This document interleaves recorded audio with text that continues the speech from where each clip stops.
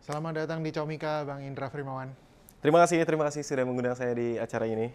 Siap. Ini adalah acara show bahas show. Ini membahas show yang dijajaki para stand up komedian Oke. dari awal sampai sekarang. Oke. Iya. Oke. Ini kita kayaknya pengen tahu sih. Kita pengen nostalgia dulu. Bang Indra Frimawan tuh apa aja tuh show-nya dari awal yang pernah dijajaki. Nah, sebelumnya paling mau tanya nih, pengen tahu. eh, Pertama kali gabung komunitas tuh tahun berapa sih, Bang Indra? Gabung komunitas pertama tuh 2013 bulan Februari kalau nggak salah. Cuma kalau untuk stand up-nya sendiri udah dimulai dari November 2012. Oh, berarti sebelum gabung komunitas udah stand up duluan Udah gitu? stand up duluan. Ha, ha, ha. Waktu itu kan secara domisili sebenarnya rumah gue tuh di daerah Jakarta Selatan kan, di Kebayoran. Waktu itu pengen cari komunitas Jaksel, cuma waktu itu belum ada. Hmm. 2012 tuh Jaksel belum ada. Waktu itu yang ada di selatan kalau nggak salah ya, cuma stand up Kaskus deh. Stand up Iya, Kaskus. stand up Kaskus dulu tuh. Belum ada stand up regional Jakarta Selatan, belum Iya, ada. iya, iya. Terus akhirnya karena rumah gue di Kebayoran, nyari tempat open mic. Waktu itu ada di daerah Hang Lekir. Itu cukup Iya. legend tuh. Maksudnya kayaknya komik-komik yang udah lama mungkin tahu lah betapa terkenalnya Hang Lekir itu waktu itu. Jadi pertama kali open mic di Hang Lekir justru 2012 waktu itu. Habis itu open mic di situ kan itu kan bukan stand up komunitas ya sebenarnya ya yang di Hang Lekir itu. Jadi kayak stand up Jakarta lah. Nggak ada regional domisili kayak Jakbar, Jakpus segala macam gitu. Jadi waktu itu gue nganggap itu sebagai tempat latihan aja, tempat open mic, bukan komunitas gitu. Waktu itu ada Panji waktu itu pertama kali open mic, Panji Ernest. Terus itu juga tempat latihan anak-anak Suci 3 di tempat itu November 2012. Habis itu sering ke situ, ketemu Erwin juga sama Apri ada, tapi dia udah nggak stand up sekarang, udah nggak di lingkungan stand up si Apri itu. Sekarang jadi asistennya Denny Caknan kalau nggak salah, Oh, iya, iya. manajernya Denny Caknan. Terus di Hang Lekir sering ketemu sama dia, sama mereka berdua. Kemudian diajak gabung ke stand up Jakbar di Januari gitu. Baru gabung ke komunitas di Februari 2013 itu Iya. stand up Jakbar. Itu Coffee Toffee Hang Lekir bukan sih? Coffee Toffee Hang Lekir, betul Iya. sekali. Itu saya dengar banyak legenda gitu di situ. Banyak legenda lahir Heeh. ada di sana, banyak legenda Iya. lahir. Dulu yang MC-in gua pertama kali itu David Nurbianto. Jadi dia iya. tahu lah perkembangan gua dari nol banget sampai sekarang gitu, dia tahu banget. Bahkan kemarin pas gua di Stana Fest jadi headliner, kelar gua tampil dia nangis gitu. Jadi Bang David. Bang David nangis, meluk gue, dia nangis karena dia tahu perjuangan gue kayak gimana. Dia nge-MC-in gue pertama kali, sering dia nge-MC-in di Hang Lekir itu. Dia tahu pas ketika dia nge-present nama gue, orang-orang tuh banyak yang keluar ngerokok, terus nggak diperhatiin segala macem. Terus sampai akhirnya kemarin di Stana Fest, gue jadi headliner. Abis itu dia mungkin emosional kali ya, karena jadi saksi sejarah hidup perjalanan karir gue gitu. Banyak legenda ada di sana. Coki Pardede gue ketemu pertama kali juga di sana. Terus Adriano Colby juga sering ke sana, Aco. Terus Om Sam juga sering open mic di sana gitu. Banyak legenda hadir di sana. Iya. Waktu itu terintimidasi nggak? Pertama kali open mic udah langsung komika-komika besar gitu? Jelas terintimidasi karena saya siapa gitu. Karena rata-rata yang open mic di sana kalau nggak udah jadi, seenggaknya mereka udah berkomunitas gitu. Jadi teman-temannya udah ada segala macem. Gue datang dengan orang yang siapa orang ini gitu. Karena nggak bener-bener nggak kenal siapa-siapa kan. Datang dianterin temen, habis itu mereka juga nggak punya power di situ, jadi pasti terintimidasi. Iya, iya. Tapi mungkin karena itu yang langsung ngegembleng mental gue mungkin. Iya, iya. Karena tampil di depan senior-senior gitulah ya. Jadi kalau sekarang ngelihat ada komik yang gue takut karena ada senior yang nonton. Saya sudah melakukan itu bahkan pertama kali ketika saya stand up. Jadi kayaknya itu yang ngegembleng sih. Iya, iya. Walaupun terintimidasi, tapi nggak apa-apa lah. Itu Iya, iya. for the plot. Gitu. For the plot. For the Iya, plot. iya, iya. Gitu. Itu tadi diantar temen juga, temennya bukan komik gitu? Bukan komik ya, cuma teman sekolah aja gitu. Anterin gue pengen open mic, udah dianterin sama dia. Dia nggak punya power apa-apa, jadi dia nggak banyak ngebantu juga gitu. Bantu tawa pun nggak? bantu ketahui juga nggak. Karena emang dulu juga masih belajar juga nulis kan. Jadi emang wajar kalau banyak yang ngerokok keluar, terus gua nggak diperhatiin, itu nggak apa-apa lah. Oh berarti tipikal yang nggak langsung pecah ya? Nggak Gitu langsung ya? pecah, betul. Nggak langsung pecah. Kayaknya pecah pertama setahun setelah itu deh. Kalau nggak salah ya, maksudnya yang seingat gua rutin kayak setiap minggu pasti open mic gitu. Baru pecah setahun kemudian. Iya, iya. Kayak apa namanya, nemu pecah pertamanya itu di topik apa tuh, Bang Indra Firmawan? Topik agama sih waktu itu. Oh ya gitu? Iya, topik agama. Bahas gue Katolik, terus nyokap gue Katolik, bokap gue Islam, gitu-gitu lah. Jadi komparasi kehidupan orang yang dibesarkan di keluarga yang nyokap bokapnya beda agama. Gitu. Itu pembahasan itu. Itu hitungannya waktu itu clean atau dark jokes ya gitu ya? Wah, nggak tahu tuh, nggak tahu. Ya? Kayaknya dulu belum ada istilah itu deh. Belum ada Maksudnya ya? iya, belum ada kayak mengkotak-kotakan ini genrenya clean atau ini genrenya dark gitu. Iya, iya. 2014 itu. Sementara pengkotak-kotakan itu kan dimulai kayaknya ketika MLI udah besar ya, 2018, 17-18 lah ya. Oke. Gitu. Jadi dulu mah kayaknya diterima-terima aja, nggak ada kategori itu. Iya, iya. Tapi ini, apa namanya, itu Save for TV nggak waktu itu? Yang Jelas enggak sih, jelas ya? enggak. Mungkin dark sih. Mungkin agak dark ya? Iya, mungkin agak ada. Bukan dark sih, mungkin sensitif. Oh, sensitif. Mungkin sensitif, Iya, iya. karena agama kan. Gitu. Kalau materinya waktu itu udah di style absurd yang kita kenal di Suci 5 nggak sih? Dari awal kayak gitu memang. Kayak Dari gitu. awal emang kayak gitu. Cuma karena dulu mungkin butuh pengenalan ya. Butuh pengenalan karena nggak semua orang tuh punya pemikiran aneh kayak gue mungkin ya. Jadi agak terseok-seok awalnya untuk memperkenalkan jenis komedi gue gitu. Kalau dibilang udah absurd dari awal, kayaknya dari awal emang kayak gini Emang sih. kayak gitu. Emang kayak gini. Dari titik itu sampai ke panggung pertama kayaknya, misalnya Sun gitu, itu Sun. berapa lama tuh, Bang Sun Indra? pertama itu di tahun yang sama, di 2013. Oh, di tahun yang sama langsung diajak? Iya. Jakbar ini? Jakbar, betul. Karena komunitas baru, Jakbar tuh termasuk komunitas yang masih muda waktu itu. Terus belum ada komik yang udah jadi lah ya. Jadi kalau nggak salah di bulan Agustus atau September gitu, kita inisiasi untuk bikin Sun. Terus siapa aja line up-nya waktu itu udah ditentukan line up-nya. Jakbar itu gua, Rigen, Erwin, sama Rere. Itu. Oh ya.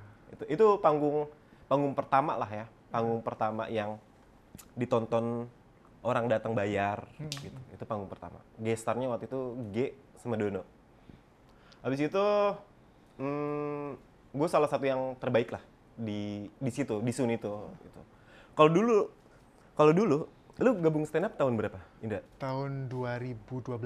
Oh, oke. Oh. Pasti tahu nih. Jadi dulu tuh kalau misalnya ada komik komunitas yang pecah di Sun, itu pasti namanya akan kesebar kan? Iya, betul. Ya, akan kesebar, jadi dari mulut ke mulut, bla bla bla segala macem. Karena penontonnya juga banyak komik.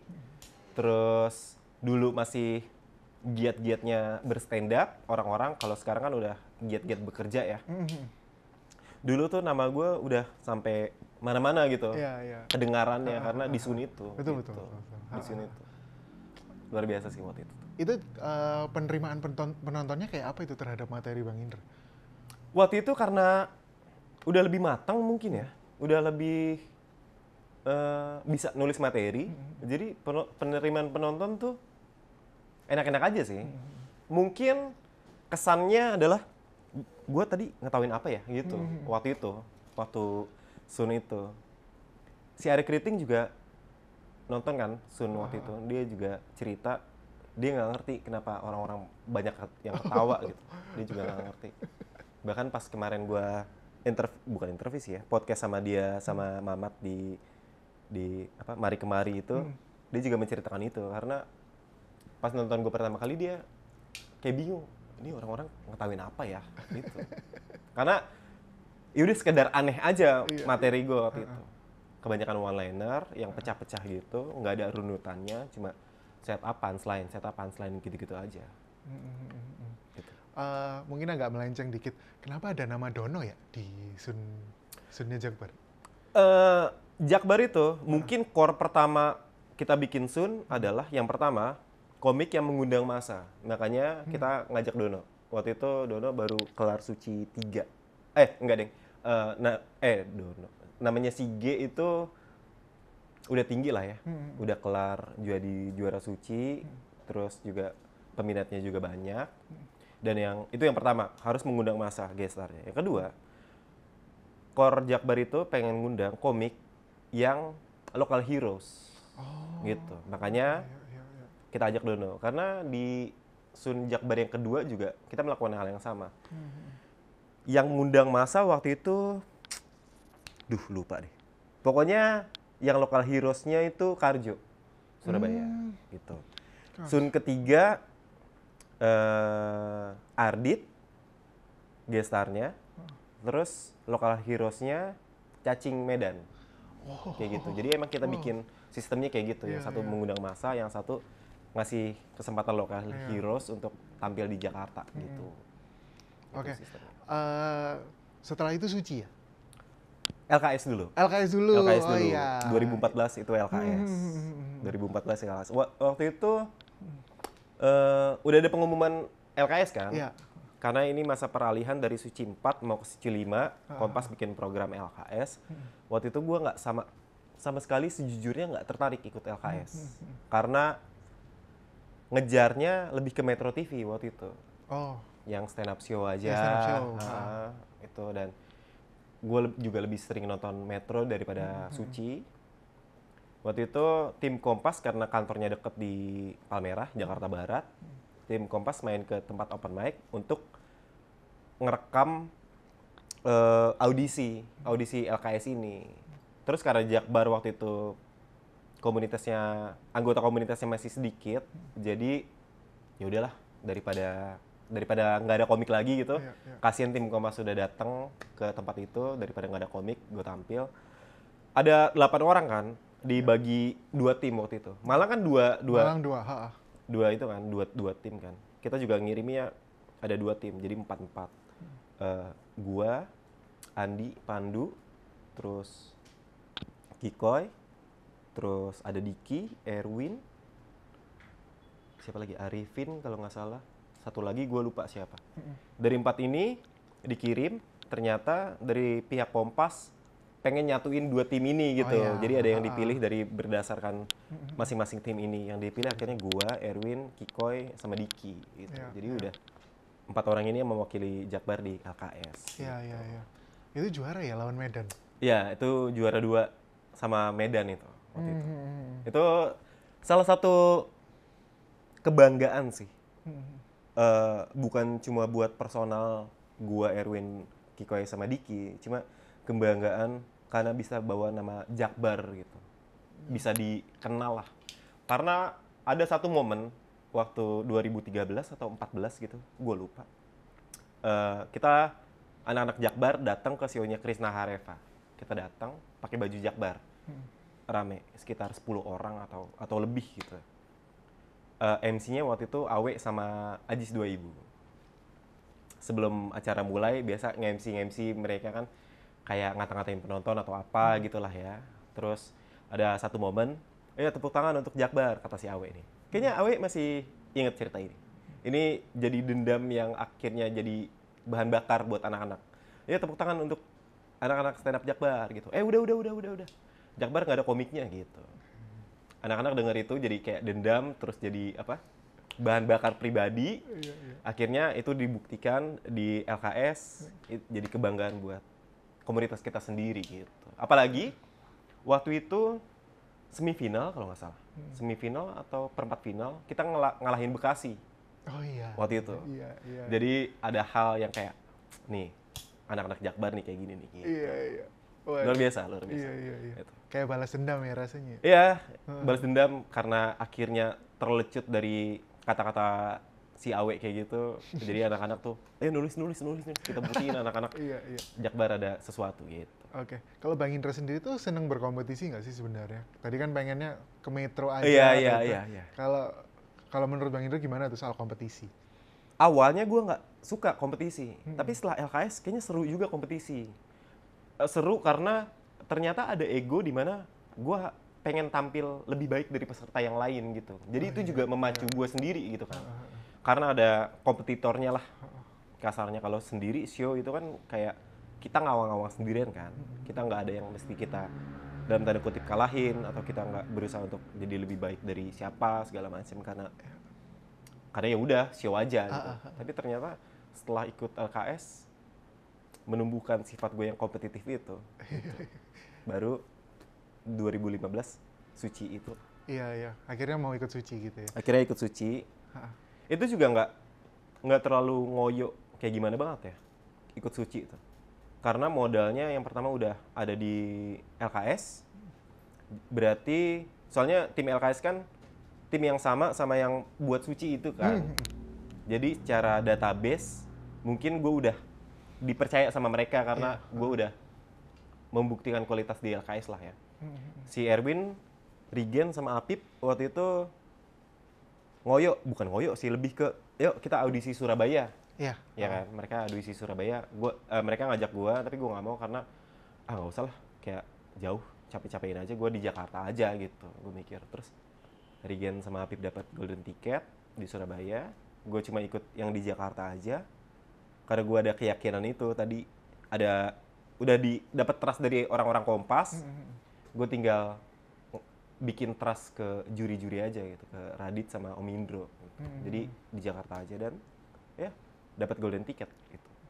Ada nggak sih challenge atau kesulitan yang sampai akhirnya tapi tetap bikin Bang Indra juara 3 gitu di Suci 5? Maksudnya yang keluar dari kebiasaan bikin materinya kah atau gimana?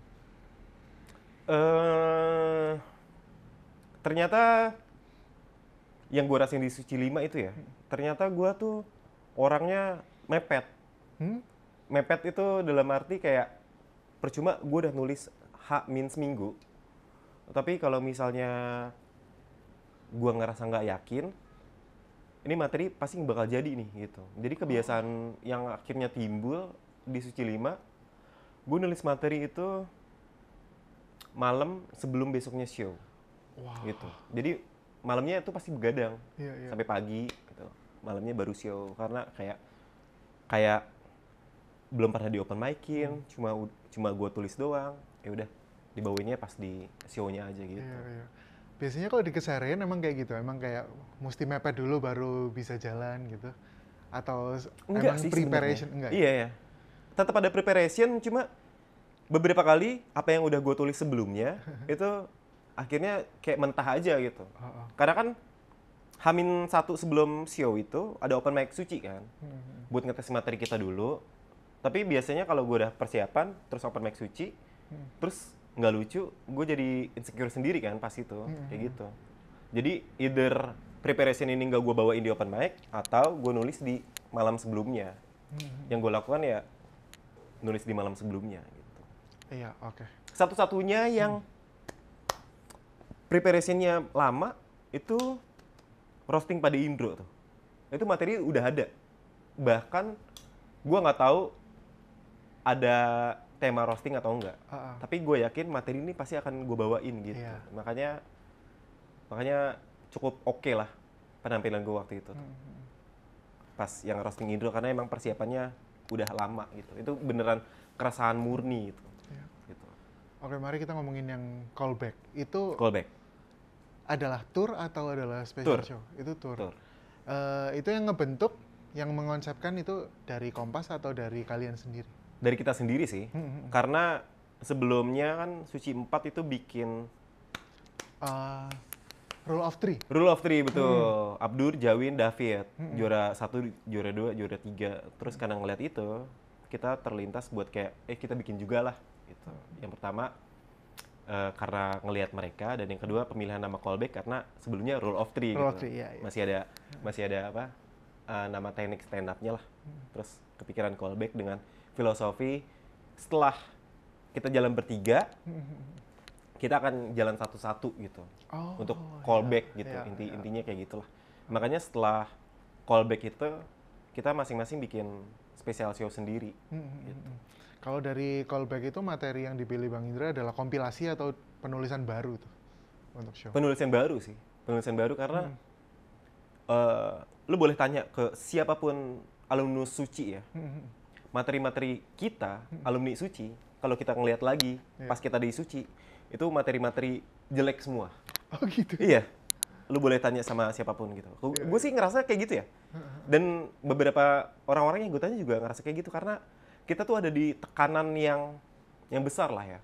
Tampil tiap minggu, ditonton banyak orang, nulis materi baru segala macam. Jadi pressure, stresnya tuh ada. Terus dipepet waktu juga ada. Nggak prepare itu juga ada juga. Jadi kayaknya materi Suci itu bukan materi yang bisa dibawain lagi di luar gitu lah. Makanya pas di callback bikin materi baru. Iya, Gitu. iya. Kalau Suci itu dianggap Bang Indra ya at least sebagai dalam tanda kutip materinya jelek itu apakah apa yang bisa diambil secara wawasan dari Suci gitu yang baik? Adalah jadi gini, ilmu Suci pas selama kita di Suci itu menurut gua adalah ilmu terbaik yang bisa kita persiapkan after kompetisi. Oh, after kompetisi. After kompetisi. Tapi karena kita masih ada di kompetisi, yang kita fokusin cuma bikin materinya doang. Kita nggak menyerap ilmu itu secara menyeluruh gitu. Karena kita udah terlalu stres bikin materi, gimana ya besok tampil harus lucu, gimana besok harus ada peningkatan dari performa sebelumnya. Jadi kita nggak mikirin ilmu-ilmu yang udah dikasih ini. Kelar kompetisi, kita udah nggak kompetisi di Suci, kita baru meresapi semua ilmu yang udah diambil ini gitu. Jadi ketika keluar Suci, makanya banyak yang lebih matang secara materi, secara kedewasaan berkomedi segala macam karena ilmunya udah didapat. Cuma peresapannya baru didapat setelah keluar kompetisi gitu. Itu. Makanya menurut gua semua harus masuk Suci. Lu rasain stres-stresnya, lu rasain pressure-nya kayak gimana, lu rasain berkompetisi setiap minggu sama teman-teman sendiri gitu. Tapi setelah keluar dari situ, gue jamin lu bisa lebih matang jadi seorang komedian sih. Gitu. Oke, kita lanjut. Aku pernah nonton Bang Indra itu di Juru Bicara sama di Pragiwaksono. Itu gimana tuh perasaannya tampil jadi openernya Mas Panji di 2 tour itu? Kayaknya itu salah satu wishlist stand up comedian lah ya. Diajak personal sama Mas Panji untuk jadi opener. Dan itu juga kayaknya jadi titik balik untuk ngelebarin penikmat kita. Penikmat komedi kita sendiri gitu. Apalagi si Mas Panji ini kan punya apa ya? Pasarnya sendiri kan. Pasar-pasar yang sebenarnya mereka nggak nonton stand up banget. Cuma mereka nonton Panjinya aja. Itu jadi sekalian etalase sih buat si opener untuk ngasih tahu ada loh stand up comedian kayak gini, stand up comedian kayak gini gitu. Kalau di yang juru bicara mungkin gue nggak terlalu mikirin kayak gitu ya, nggak terlalu mikirin kayak ngelebarin pasar. Tapi pas di Pragiwaksono karena gue tahu ini final di Jakarta dan yang nonton juga 5.000 orang, gue udah mulai mikirin kayak gitu tuh. Gimana menampilkan sesuatu yang nggak cuma lucu, tapi juga punya kesan gitu. Makanya hadirlah itu gue self proclaim Prince of Mind Blowing Comedy terjadi di situ Pragiwaksono gitu. Oke. Berarti Bang Indra itu mikir awalnya kok penikmat komedinya Bang Indra adalah segmented gitu. Segmented, betul. Karena dari job udah kegambar sih. Dari job. Dari job tuh gue jarang banget dapet corporate. Kebanyakan acara komunitas dan yang terfokus sama penikmat stand up aja kan. Kalau acara komunitas tusun atau apa gitulah. Sementara kalau corporate itu jarang banget. Jadi kayaknya gue tahu gue cukup segmented gitu. Oke. Mari kita bicarain special show. Special show pertama di Bang Indra adalah Pengakuan. Itu di tahun 2019. Iya. 2019. Pengakuan. Berarti itu setelah Pragiwaksono ya? Setelah Pragiwaksono, betul. Oke. Itu topiknya tentang apa itu? Topiknya tentang pengakuan karena gimana ya? Gue sebenarnya males ngomong kayak gini sih. Cuma gue malas ngomong kayak gini karena udah terlalu banyak orang yang meng-highlight gue dulu tuh di sepelein orang, gue tuh dulu tuh nggak dipandang sama orang. Udah terlalu banyak kan Iya. orang ngomong kayak gitu. Gue sebenarnya nggak mau bilang kayak gitu. Intinya pengakuan adalah sebuah special show. Kalau misalnya pengakuan itu justru dari diri kita sendiri. Makanya pengakuan, akunya tuh di bold. Iya, di highlight ya. Iya, di highlight huruf kapital karena kita nggak perlu nyari pengakuan dari orang. Kalau misalnya lu mikir lu orang yang keren, ya cukup lu aja. Pengakuan itu dari kita sendiri gitu. Itu makanya lahir Prince of Mind Blowing Comedy dari situ karena gue ngerasa emang gue Prince of Mind Blowing gitu. Gue nggak berusaha kayak orang ngomong apa atau segala macam, ya nggak apa-apa juga. Kita kan nggak bisa nutup mulut semua orang, cuma kita bisa milih yang mana yang mau kita denger kan, intinya kayak gitu kan. Itu pengakuan dari situ sih, momennya. Gitu. Secara konsep waktu itu saya lihat kayak ada logo sendiri Betul. yang kayak gitu, terus bikin style. Betul. Itu apa tuh keputusan kok ke arah sana? Keputusannya itu karena meng-highlight pengakuan ini. Cara filosofis juga, gue nggak peduli orang lihat show gue kayak gimana. Cuma gue pengen show gue kayak gini dan gue ngerasa oke nih kayak gini. Ada logo gue sendiri sebagai bendera. Itu udah cukup kayak ngasih tahu ini gue loh. Gitu. Konsep panggungnya juga beda sama konsep panggung show kebanyakan. Gue bikin desain sendiri gitu-gitu. Jadi kalau lucu mah udah harus, yang penting ada elemen lain yang bisa gue kasih ke penonton gitu. Jadi ada bong asap, terus warna LED lampu-lampunya juga gue bikin sedemikian rupa. Cuma pengen ngasih tahu, ini gue Frimawan. Gitu. Oke, itu ambil inspirasinya dari mana, Bang Indra? Banyak sih. Dulu gue masih dengerin Big Bang. Oh, K-pop ya? K-pop, terus kalau misalnya mereka perform, tata panggungnya kayak gini, gitu-gitu. Jadi gue ngambil elemen-elemen kayak gitu. Terus masalah pakaian, gue pengen jadi kayak ninja gitulah. Oke, ninja. Iya, pengen kayak ninja. Lebih ke Ronin sih, jadi kayak samurai tanpa tuan. Gue ngerasa gue tuh bergerak sendiri kan.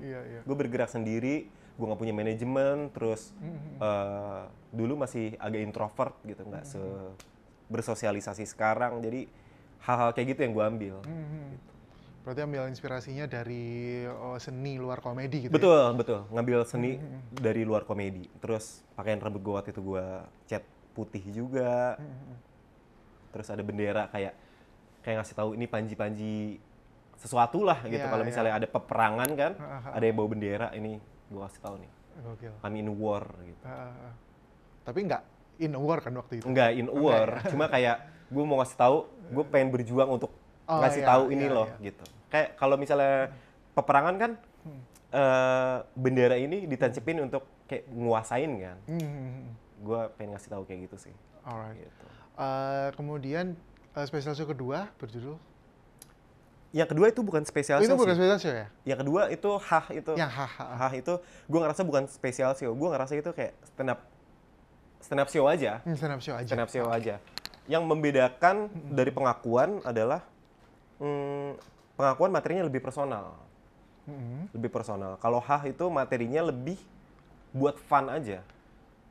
Buat kayak lucu-lucuan aja gitu loh. Jadi kayak nggak ada keresahannya kayak gimana banget, nggak ada pembahasan yang personal, cuma buat ngasih makan dalam tanda kutip orang-orang yang suka komedi absurd gue aja gitu.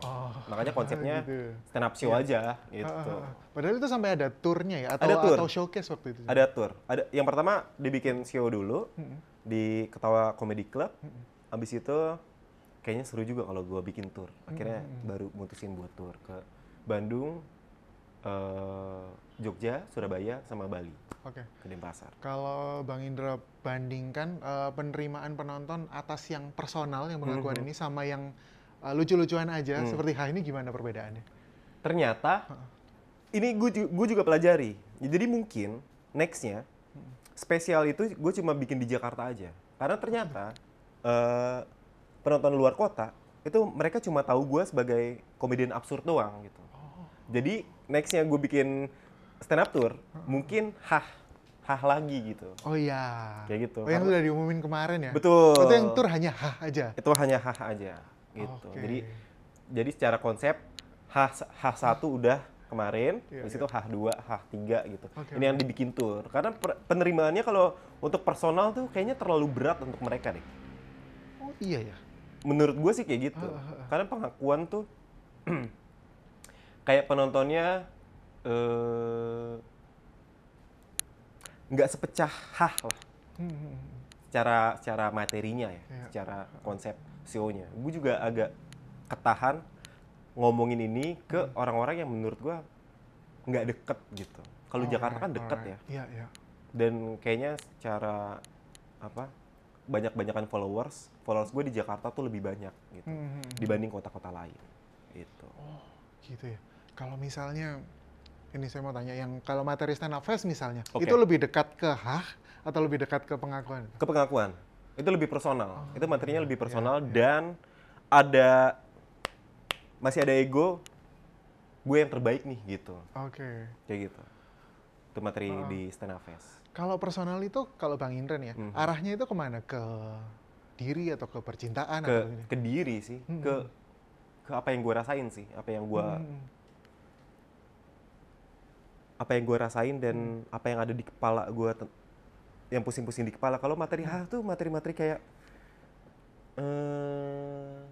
nontonin ada video di YouTube tutorial cara berak gitu. Itu kan nggak personal kan. Itu cuma kayak nyari lucu doang. Nah, itu yang ngebedain gitu. Kalau di stand up fest kan kemarin kan yang pertama keresahannya tentang kenapa gue jadi headliner. Iya. Terus persiapan apa yang gue lakuin untuk jadi headliner. Terus kenapa bukan orang A, B, C, D segala macam yang jadi headliner. Terus gue kasih alasan ke penonton kenapa gue yang harus jadi headliner. Terus gue nutup dengan yang itu.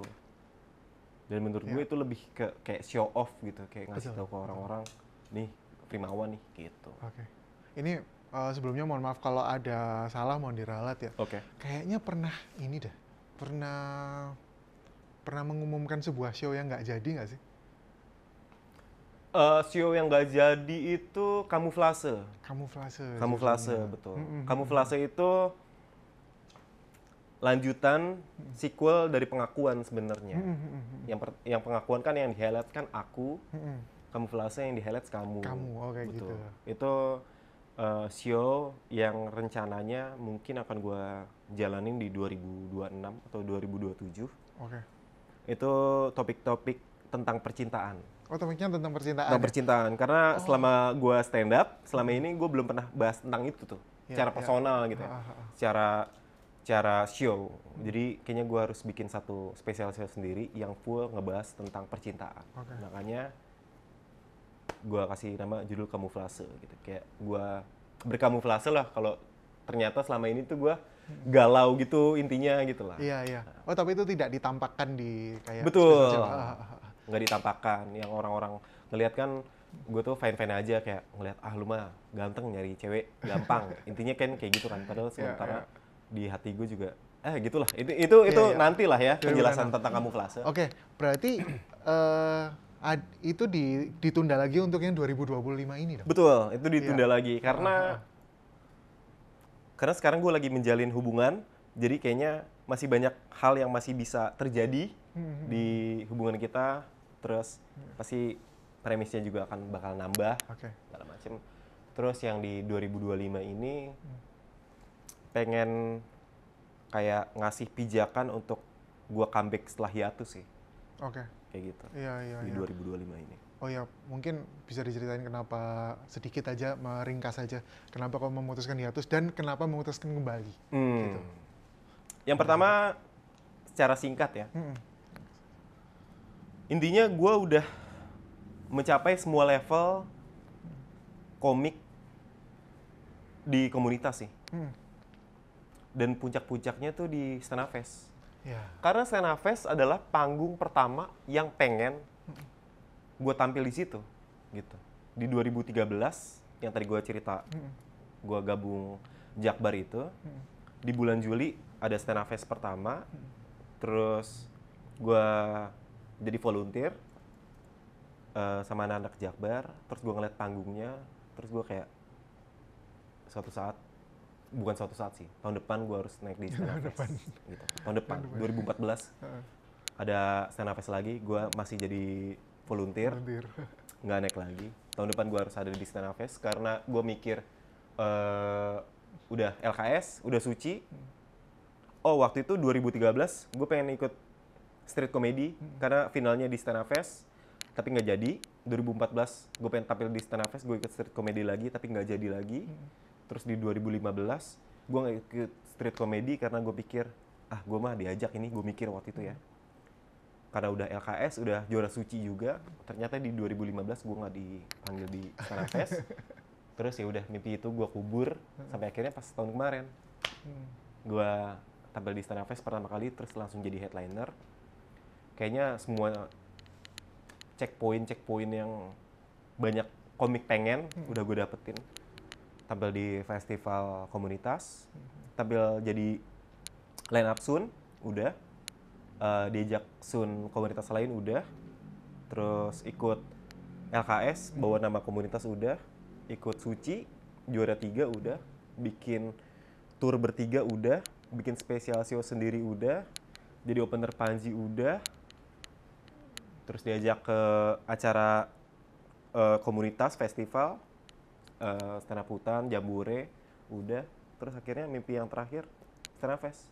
Jadi gue ngerasa udah semuanya ternyata gitu. Dan semua digital download gue juga laku 1000, jadi kayaknya kan banyak kan komik-komik yang pengen juga ada di level kayak gue gitu.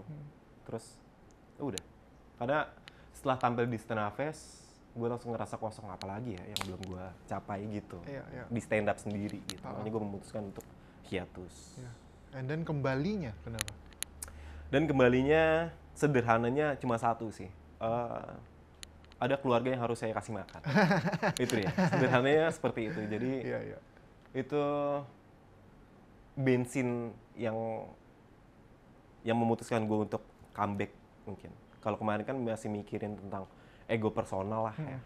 Sekarang kayaknya lebih dewasa, makanya di special show tahun besok itu kayak ada kedewasaan dalam berkesenian sih. Gitu. Boleh dibocorin nggak soal special show-nya yang akan diadakan tahun 2025 ini? Awal 2025 ya? Awal 2025 rencananya Januari akhir atau Februari awal. Itu nama show-nya Exogenesis. Exogenesis.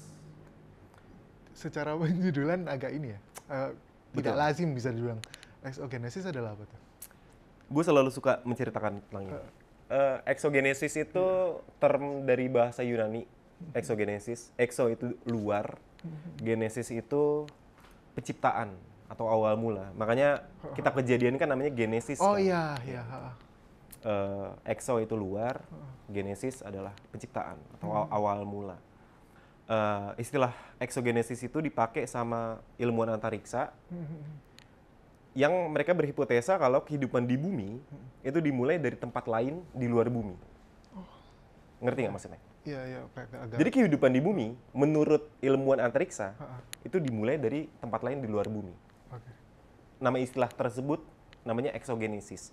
Kalau misalnya kita mau cocok logi, kalau di cerita agama gitu, Adam dan Hawa kan dibuang ke bumi. Berarti secara penciptaan mereka nggak diciptain di bumi kan? Mereka dibuang, ditaruh ke bumi.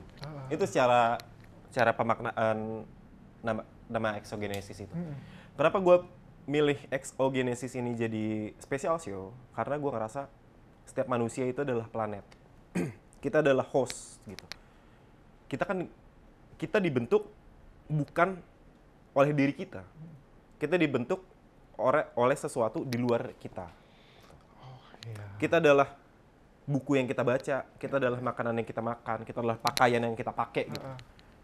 Kita adalah minuman yang kita minum, kita adalah orang tua kita adalah teman-teman kita gitu. Itu kan dari luar kan, bukan datang atau secara produs alami dari kita sendiri gitu. Jadi itu yang ngebuat semua orang tuh kompleks, beda-beda. Karena makanannya beda atau segala macam, selera musiknya beda. Gue ngerasa kayak gitu. Kita dibentuk dari sesuatu di luar kita. Terus ditulisnya kan X O Genesis gitu kan.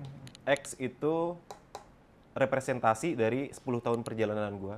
X kan 10 kan, Iya, iya. Romawi Romawi. 10. Representasi dari perjalanan 10 tahun gue di stand up. O adalah tahun 2024 di mana gue hiatus. Jadi memulai nol untuk sebuah Dari penciptaan. Genesis. Iya, XO iya, Genesis. iya. Itu dia. Merinding juga. Pembahasannya itu berarti akan ya seperti yang diceritain tadi ya. Itu Betul. apakah yang apa-apa yang membentuk Bang Indra Firman seperti sekarang ini berarti Betul, ya? betul, betul. Exogenesis. Apa yang gue dapat selama ini, apa yang gue inginkan selama ini, apa yang bisa gue hasilkan, apa yang membentuk Frimawan kayak gini, karena nggak lepas dari situ kan kita kan pada akhirnya. Terus 3 poin yang akan gue ceritakan adalah alasan kenapa gue hiatus, ngapain aja selama hiatus, dan apa hasil gue selama hiatus ini. 3 poin ini yang akan gue ceritakan. Oh berarti ini sedikit banyak dipengaruhi oleh apa yang direnungkan ketika hiatus. Betul. Wow. Itu Iya, yang iya. termasuk pemilihan judul, terus secara konsep juga. Kalau secara konsep kepengennya seperti apa tuh, Bang Indra? Secara konsep, kayak gue pengen ngasih tahu kalau selama ini udah cukup gue melayang-layang di angkasa lah, gue ngerasanya kayak gitu. Karena terombang-ambing, gue ngerasanya terombang-ambing di angkasa yang kayak enggak, gue bukan bintang gitu. Ya. Gue harus balik ke bawah gitu. Iya. Kalau secara apa yang ditawarkan, apakah akan 100% stand up atau ada hal lain yang pengen ditawarkan di Exogenesis? 100% stand up, tapi output yang pengen gue kasih tahu ini udah bukan main lucu-lucuan, udah bukan ngelihat Frimawan yang penuh punchline kayak gimana gitu. Gue pengen ada sebuah perenungan sih. Iya. Yang didapat sama orang yang nonton gitu tentang lu itu siapa gitu. Iya.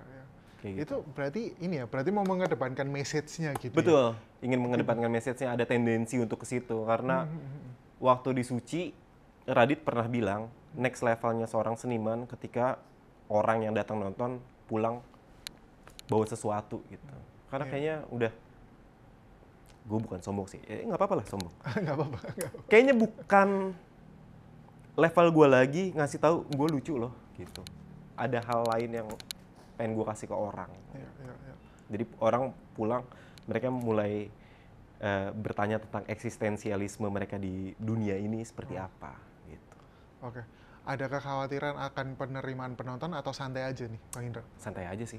Kalau gue sih santai aja. Yang penting gue pengen ngasih tahu, ini yang pengen gue kasih tahu ke orang. Ini hasil perenungan gue selama ini. Ini alasan kenapa gue hiatus. Ini alasan kenapa gue segitu idealisnya jadi stand up comedian mungkin. Ini alasan kenapa gue selalu menyendiri, selalu sendiri kemana-mana, selalu kayak terkesan introvert, padahal gue gak ngerasa gue introvert gitu. Kayak gitu. Jadi hal-hal kayak gitu pengen gue kasih tau ke penonton sampai mereka bertanya-tanya, gue kayak gimana sih orangnya? Oke. Terima kasih atas semua jawabannya nih, Bang Indra. Terima kasih. Boleh kalau mau dipromokan show-nya Exogenesis kepada penonton Comika Media, silakan. Untuk teman-teman Comika Media atau siapapun yang nonton show bahas show ini, kalau misalnya lu pengen tahu apa yang gue dapat selama hiatus dan apa alasan gue hiatus, sangat disarankan nonton show ini karena basi sih kalau gue bilang ini beda dari show-show yang lain. Cuma gue ingin ngasih standar tinggi special show untuk semua stand up comedian di Indonesia. Ada di Exogenesis. See you. Terima kasih atas semua jawabannya, Bang Indra. Terima kasih. Sampai jumpa, semoga sukses show-nya.